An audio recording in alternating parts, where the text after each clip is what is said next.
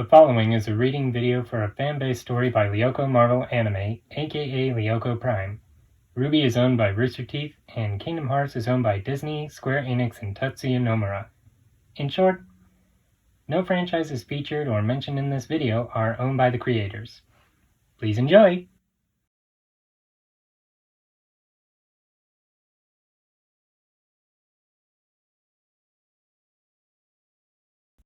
Chapter 1. The Key's New Journey. Long ago, a young man went on a long journey to different worlds. He made many friends, found many things relating to the past, and saved so many lives as he pressed forward to the future. Many of the people of that past were lost, but thanks to the boy, they were able to come back, ready to fight for a brighter future once again. And together, they all averted a great catastrophe. Sadly, their victory did not come without a price, and even now they were still feeling the hurt that came with their loss, but none more so than the boy himself.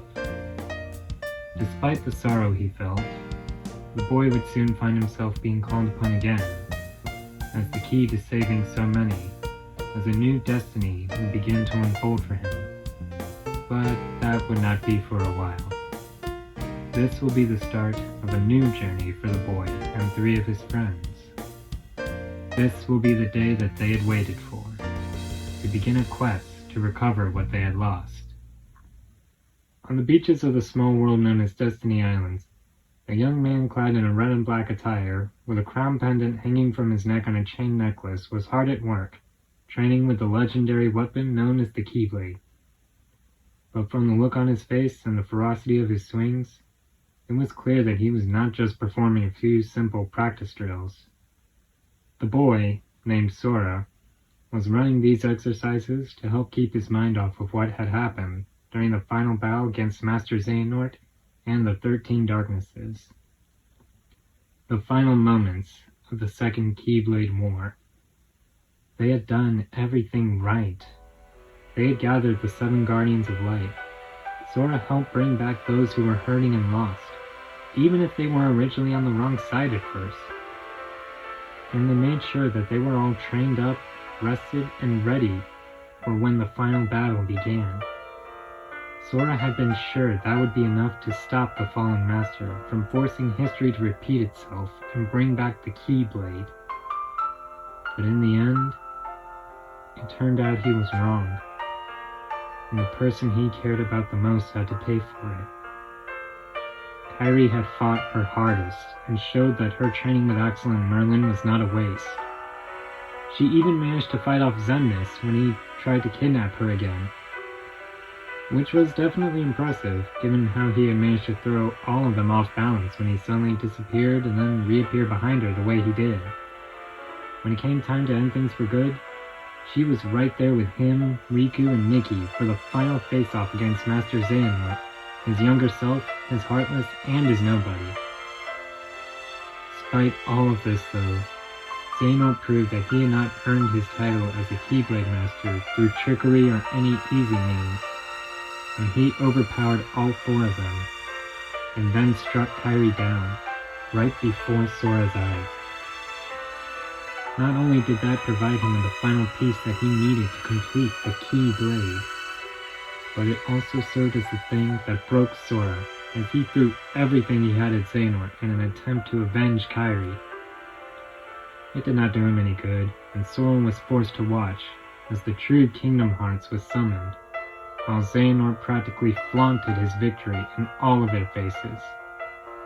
Still, despite that, they did not give up, and with the help of all the rest of their friends, they found a way for Sora to chase after Xehanort and finally stop him for good, sealing Kingdom Hearts with the Keyblade once all was said and done. When they all had finished, Sora was ready to try and use the power of waking to bring Kairi back, but it was at that point that all the adrenaline that had been fueling him throughout the fight had finally run its course, and Sora soon collapsed on the ground in front of him. When he next woke up, he found himself lying in a bed in Master Yen Sid's tower, with Aqua tending to him as best as she could via healing spells and regular medicine. Apparently, the blue-haired master had come to view Sora as a younger brother, much like she did Ventus, but unfortunately, her being there had the unfortunate side effect of leaving her as the one to deliver the bad news to Sora. There was now very little chance that anyone would be able to bring Kairi back with the power of Waking, assuming it would have ever worked in the first place. And if Sora were to even try it, then not only would he run the risk of never returning, there was a very real possibility that he and Kairi would both be lost forever. Sora tried to argue and say that he could bring Kairi back, that they would both be back if he made the attempt. But Yen Sid had already put his foot down on the matter. Never had Sora wanted to argue with the wise old sorcerer and retired Keyblade Master more than he did at that moment. But the only thing that prevented Sora from lashing out at Yen Sid was the fact that he promised he would look into a way to return Kairi home to them all. Shion had insisted that Kairi was still out there somewhere, and the fact that Namine had been brought back while Sora was unconscious certainly served to back up the claim. So, Sora just had to swallow his hurt feelings for now, and trust that the old wizard would come through. That did not make the hurt he felt at failing to keep Kairi safe like he had promised he would any easier to bear.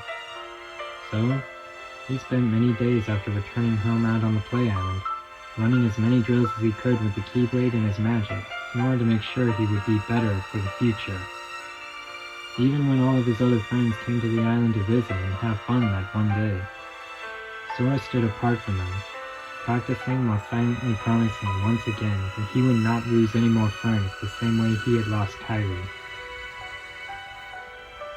It really hurt a lot of those same friends to see Sora so upset, but despite their best efforts, there was really nothing that they could do to help make him feel any better. So they left him to his drills, only stepping into his circle of solitude whenever he stopped to catch his breath or call it a day, assuming he did either one of those things. Riku could not tell you how often he found Sora collapsed on the sands of the beach at night, when he went out to check and see if he was still going.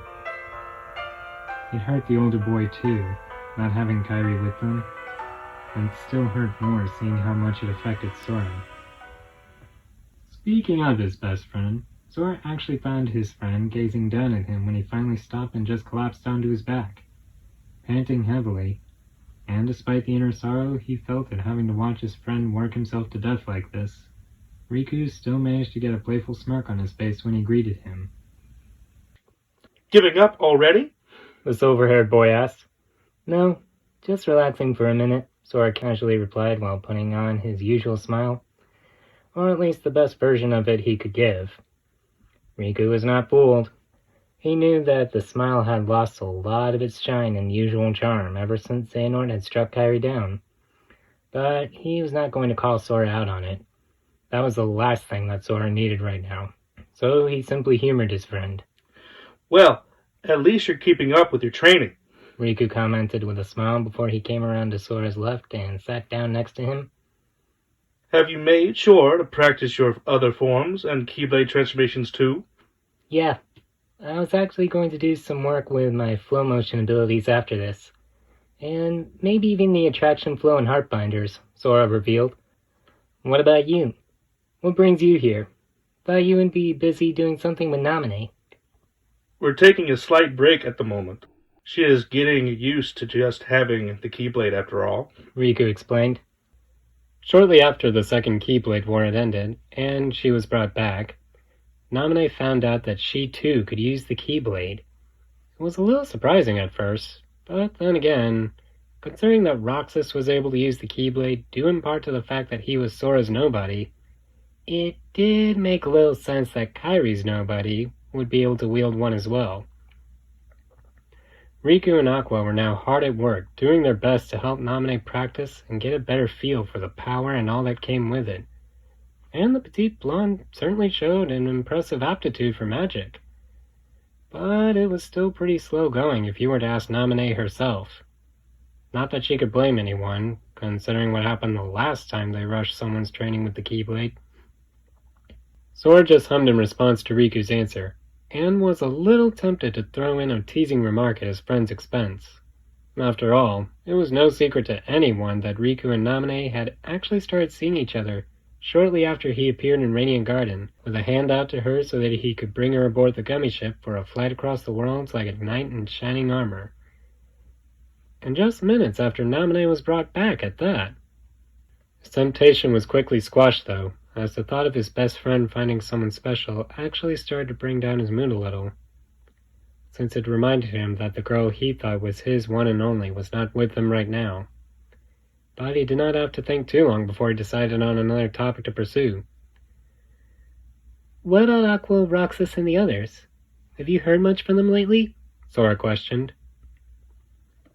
Riku would have asked why Sora had not talked to them, given that he was well aware that Sora knew everyone in their group now had a gummy phone. But he managed to stop himself from doing so, since he also knew why Sora had not been answering most of those calls. And it was not just because he was so focused on his training. Aqua's been doing alright. Riku shrugged in reply. She's been patrolling the worlds quite a bit with Ventus and Terra, but mostly Terra. We're all pretty sure that she's just using those patrols so the two of them can sneak away for some private time or dates. I don't think Vin minds too much about that, given that he always goes to hang out at the bistro in Twilight Town or at Disney Town whenever those two do that. Roxas and Xion are still going out too, and Lee's been doing his best to keep Isa get used to being whole again. Hayner and those other guys have been a big help in that, but there's no denying that all of them are glad to be reunited and able to enjoy sunsets on the clock tower with sea salt ice cream in hand. In all honesty, it felt a little weird to be the one giving Sora these kinds of reports, as Riku was a lot more used to hearing about these kinds of things from either Sora or Kairi. When he thought about that, he figured that it was just another sign of how much losing their red-headed friend affected them both, and figured that he should try and change the subject before Sora noticed that. Sora beat him to the punch, though, as he simply nodded along in reply, honestly happy for all of their friends, and said, "That's good to hear. So what brings you out here? Anything new?" Riku was not going to lie. He was glad that Sora was able to help him get down to business before things got too intense. But he was still a little worried about how Sora would react to the other reason he was here. After a few minutes of silence, though, Riku found he could not put it off, and finally replied, "Yeah, actually. Yen Sid told me to come and get you. Said there was something he needed to talk with you about." As predicted, Sora's smiling face dropped into a scowl when he heard that. Hearing anything about Yen Sid these days just reminded Sora of how the wizard had forbade him from using the power of waking to try and bring Kairi back, along with the fact that it was Yen Sid who had decided to bring Kairi into the whole mess that was the battle against Xehanort in the first place. Yes, he knew that Kairi had decided to help on her own, mainly out of his desire to not just sit on the sidelines while the rest of their friends did all the work anymore. But grief does make people act very irrational at times, even Sora. That did not mean he was completely unreceptive to whatever news Yen Sid would send his way when it did come. Did he finally find something? Sora asked tersely. "I'm not sure. He just said that he needed to see you right away, and that Roxas, Vin, and Lee were going to be there too." Riku answered as carefully as he could. Upon hearing that some of his other friends would be there, Sora let out a slow sigh in an attempt to refrain from any angry outbursts, and said, "Alright, let's get going and see what the old man wants. Hopefully it's something good." Riku could only nod in response to that as he and his friend stood up, but he could still pick up on the hidden meaning behind his friend's words. Sora was basically saying that this had better have something to do with Kairi, because otherwise it would be a complete waste of his time. Naturally, the spiky-haired teen did not say it, because even when he was upset, Sora was still a really nice guy. But anyone who knew him could still find the signs of his true feelings. Riku just hoped that Yen Sid did have news about Kairi, and that it would improve Sora's mood from even a fraction of the light it was right now. Upon arriving at and entering the tower, Sora walked into Yen Sid's study to see Roxas, Ventus, and Lee were already there, seated in some chairs before the desk. This was a little peculiar, given that they had always stood before the desk before, and Yen Sid was usually sitting on the other side as well. But Sora was not really planning on questioning it. In his mind at the moment, he felt that the less time he spent around Yen Sid, the better, so he just walked over to take the only other vacant seat beside Yen Sid's. Having noticed his friend's entrance, Roxas looked over with a smile and asked, "Hey Sora, how are you?" "Good, all things considered," Sora casually replied with a shrug. "How about you? Anything going on lately?" "Not too much since the last time we talked. Shion and I are still going out, and Axel's been a big help getting us reintegrated into society, as he puts it, along with Hainer and the others.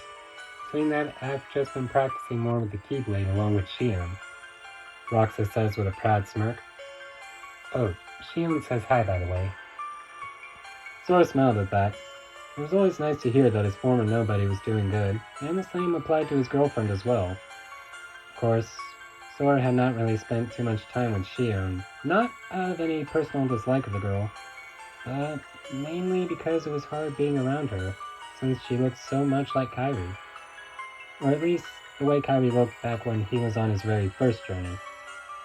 It was not something that Sora really enjoyed too much, given that it made him seem really lousy to distance himself from someone just because of how they look. And he did like Shion quite a bit. She was a lot like the little sister he never had in a way, but it was just too hard for him to be around her and not immediately think of the girl he had lost at the moment. Apparently his sour thoughts on the matter were becoming clear on his face, as Lee chose that time to speak up, hoping to lighten the mood. "Hey, haven't I told you guys to stop calling me Axel? It's Lee now. Axel was the name of my nobody, and since I'm not a nobody anymore, you should really stop calling me that."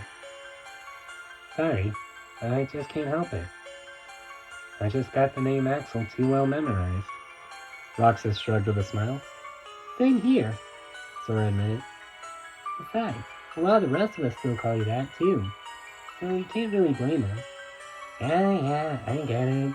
No need to point out obvious stuff or throw my catchphrase back at me." Lee waved off with an easygoing smile. "Hey, at least I still call you Lee. And so do Aqua and Terra. That's gotta count for something," Ventus reassured the tall redhead. "It does, actually. Thanks, Ben." Lee nodded in appreciation. Seeing and being part of the friendly interaction between his old friends again brought a genuine smile to Sora's face. Probably the first one he had been able to form since he woke up after the second Keyblade War. But it quickly became replaced with a small scowl when their host finally arrived, taking his usual seat before them after he stepped into the room.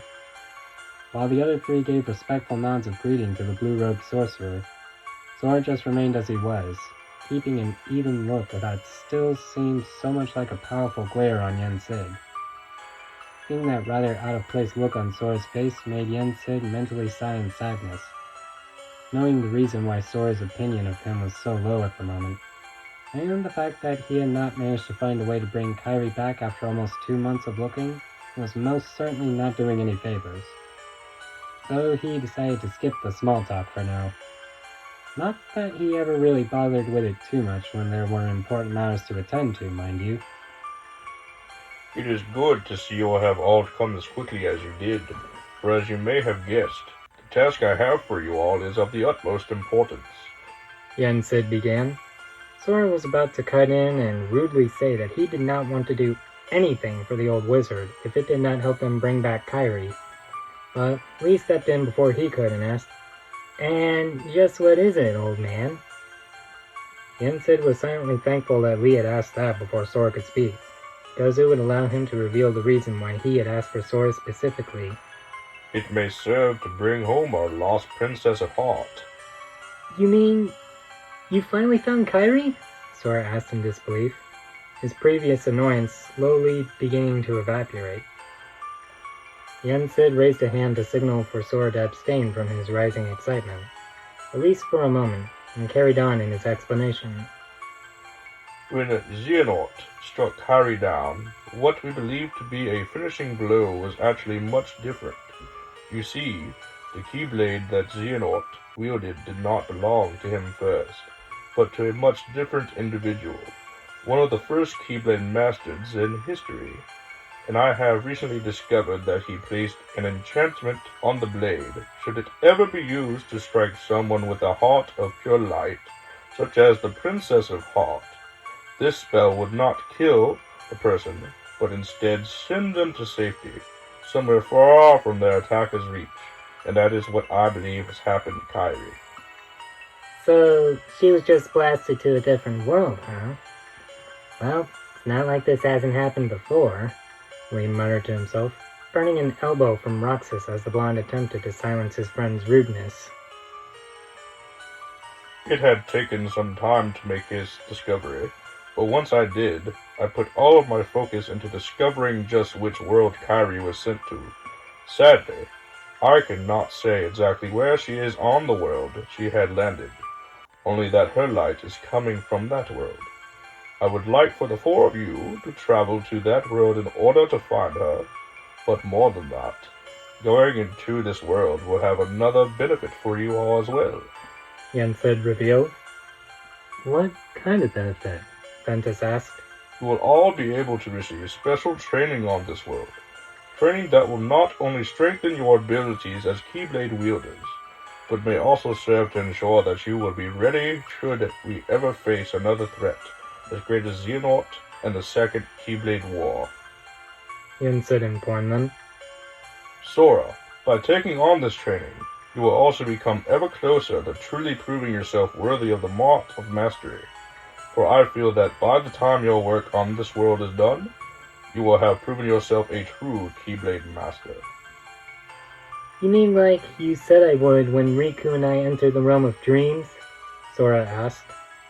He may not have been willing to admit it at the time, but part of him was a little upset about not passing the exam, and that Yen Sid did not seem to take Xehanort's interference in it into consideration when he made his decision on who had passed back then.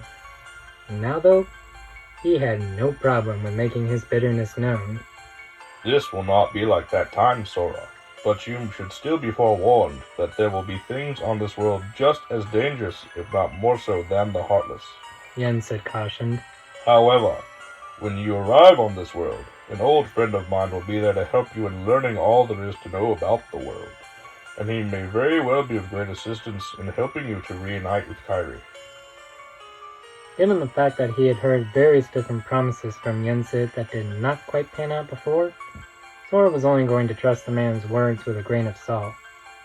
Still, if there was a chance that they could find Kairi and bring her home, then he did not have much choice but to trust the old man. Besides, if there was a chance that he could grow stronger in the process, how could he pass this up?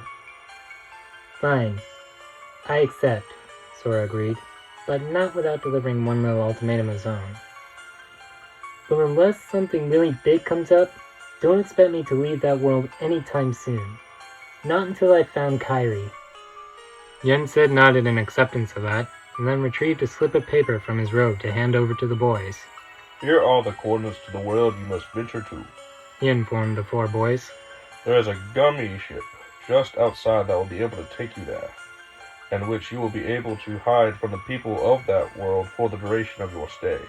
Good luck. After Sora had accepted the paper and nodded in thanks along with the others, Yen Sid then quietly whispered, May your heart be your guiding key. The group of four then took their leave, making their way out of the tower into the gummy ship that Yen Sid had mentioned once they had, with Sora at the front of the group. When the group had left, the old sorcerer finally let out that sad sigh he had been holding back ever since Sora first stepped in. He did not expect the boy to be completely back to normal, but he had hoped that a short time away from him and all of this would improve Sora's mood a little bit. Clearly thinking that Riku's reports on Sora's recent attitude and tendencies were slightly exaggerated had been a mistake on his part. Still, Sora did accept the mission, and was now on his way to another world, so there was some silver lining at least.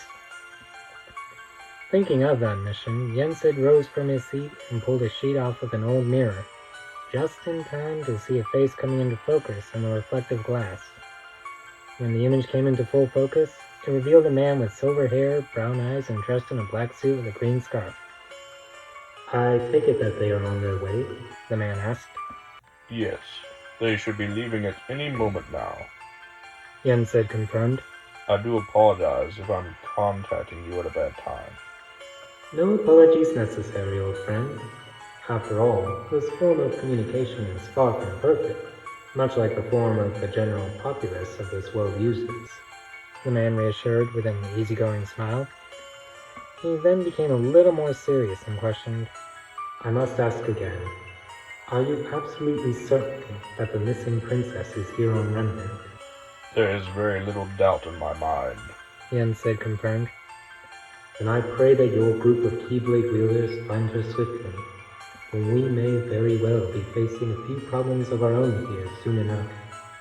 I'm not sure what she could plan for the girl, but the fact that someone we believe to be associated with her targeted one of the maidens. And there's one other thing as well. Your missing princess may not be the only one here on Remnant. Do you mean to say that one of the new 7 is also there? Yen Sid questioned, his tone becoming a little more urgent. I have a suspicion or two. The man nodded a little cryptically.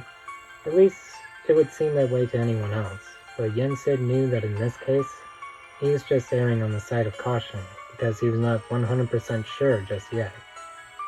Knowing this, Yen Sid nodded in return and fell silent, before he added one other request.